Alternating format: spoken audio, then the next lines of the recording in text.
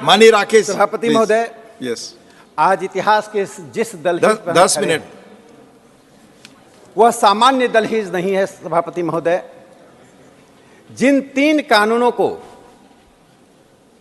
साम्राज्यवादियों ने साम्राज्यवाद के हित में लिखा था, आईपीसी, सीआरपीसी और इंडियन एविडेंस एक्ट, जिसे हाउस ऑफ कॉमन्स और हाउस ऑफ लॉर्ड्स ने पारित किया था, जिसे भारतीयों को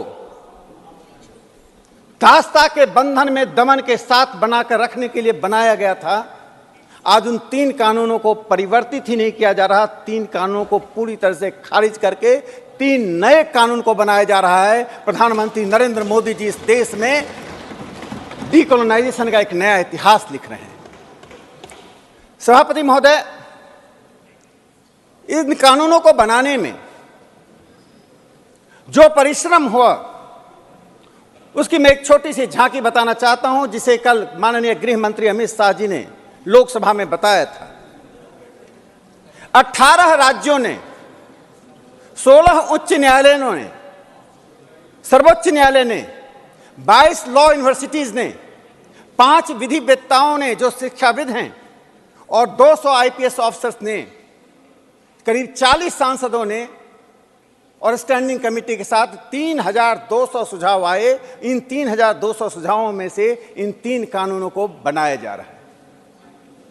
जो मुख्य बातें जो चर्चा हुई, मैं 4-5 बातें उसमें उल्लेखित करना चाहता हूं। जो लोग महिलाओं के हित की बात करते थे, लेकिन महिलाओं को संरक्षण न कानून दे पाती थी, न पुलिस दे पाती थी, आज इस कानून के द्वारा 18 वर्ष की महिलाओं को, यानी 18 वर्ष तक की बच्चियों को उस श्रेणी में लाया गया, यदि उनके साथ बलात्कार होता है तो उसे फांसी की सजा दी जाएगी। 0 एफआईआर और एस्कॉन्डिंग, यानी फरार होने की जो संख्या थी, अपराध की संख्या 19 थी, उसे बढ़ाकर 120 कर दी गई है। सभापति महोदय, जो बुनियादी परिवर्तन हुआ है, उस बुनियादी परिवर्तन से समाज के सबसे हाशिए के लोग, महिलाओं को और भारतीय परिवेश में आ रही नई चुनौतियों का सामना करने में तीनों कानून सामर्थ्य होंगे। कांग्रेस के शासनकाल में 58 साल तक इस देश में कांग्रेस पार्टी ने राज किया।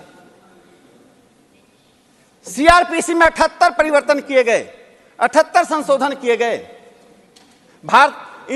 और इंडियन एविडेंस एक्ट में 22 संशोधन किए गए, लेकिन यह पैचवर्क चलता रहा। इस पैचवर्क से अलग हटकर माननीय प्रधानमंत्री नरेंद्र मोदी जी ने और माननीय गृह मंत्री श्री अमित शाह जी ने इन तीनों कानूनों में आमूल चूल परिवर्तन किया। सीआरपीसी के 177 धाराओं को, सेक्शन को समाप्त कर में बदलाव लाया गया है, 24 को हटा दिया गया है। इंडियन एविडेंस एक्ट में लगभग 24 धाराओं में परिवर्तन किया गया है, 6 धाराओं को हटा दिया गया है। इन सभी बातों को कहते हुए मैं जिस बात को रेखांकित करना चाहता हूं, लोकतांत्रिक तरीके से इस देश के हित में, इस देश के संदर्भ में जो 3 कानून बने हैं, उसका आधार क्या है? पहले आधार दमन था और दासता थी, अब आधार मानवीयता और मानवाधिकार है। इन कानूनों के द्वारा मानवाधिकार को संरक्षित करने की पूरी कोशिश की गई है। हर व्यक्ति यहां महसूस करे कि न्याय से दंड निकलता है, पहले दंड से न्याय निकलता था। तो पहले रूल बाय लॉ था, अब रूल ऑफ लॉ है। यह एक बड़ी बुनियादी परिवर्तन इन 3 कानूनों के द्वारा किया गया है। सभापति महोदय, इस देश में ब्रिटिश राज सत्ता का अंत 1947 में हुआ।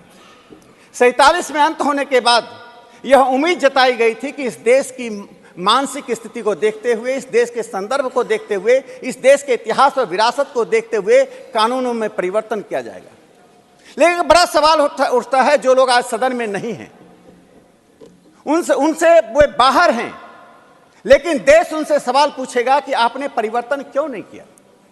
पहले मुझे लगा कि वे आलस्य का भाव था, उनमें वह जोर नहीं था कि चीज को परिवर्तन कर सके। लेकिन जब मैंने राज्यसभा की बहस को देखा, उसकी 3 घटनाओं का उल्लेख करना चाहता हूं।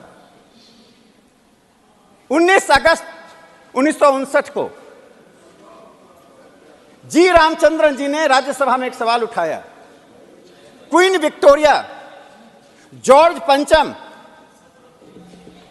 की मूर्तियां इस देश में क्यों लगी हुई हैं? सरकार के पास जवाब नहीं था। सरकार ने कहा कि हमारे पास, हम खाली स्थान नहीं छोड़ना चाहते हैं, जब नई मूर्तियों का निर्णय होगा तो इन्हें हटाएंगे। उस वक्त की सरकार को यह एहसास नहीं हो पाया कि ये क्वीन विक्टोरिया कौन है, ये जॉर्ज पंचम कौन है। इनके कारण ही जालियांवाला बाग कांड हुआ, इनके कारण ही शहीद शहादत हुई, इनके कारण ही हजारों लोग जेल में बंद हुए। लेकिन 12 साल तो तब था जब 59 में सवाल हुआ।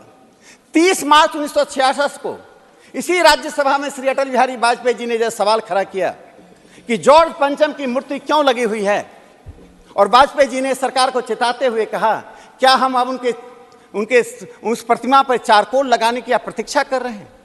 तो सरकार का जवाब था, अभी निर्णय नहीं हुआ कि उस मूर्तियों को हटाएं।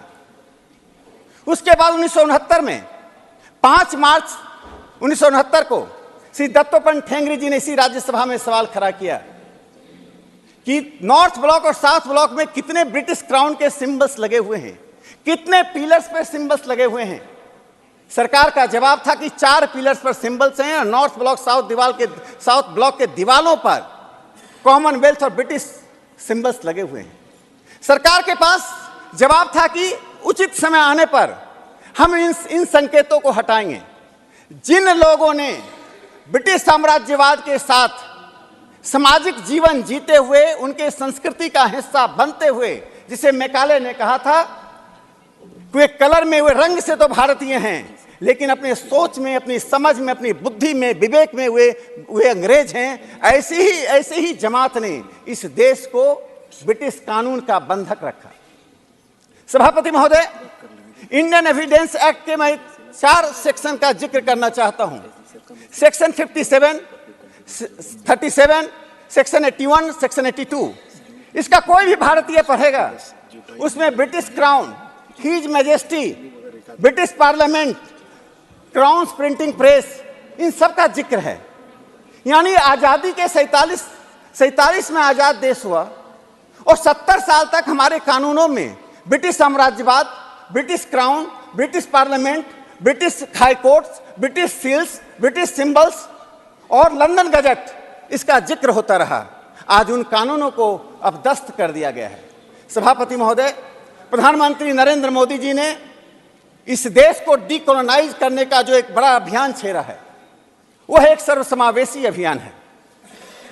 मैं एक चिंतक को उद्धृत करना चाहता हूं, गुटो को। कैसे गुटो की उन बातों को प्रधानमंत्री नरेंद्र मोदी जी के इस कार्यक्रमों में दिखाई पड़ रहा है। गुटो ने कहा, before decolonising the legal system, justice system and laws, you have to decolonise your mind.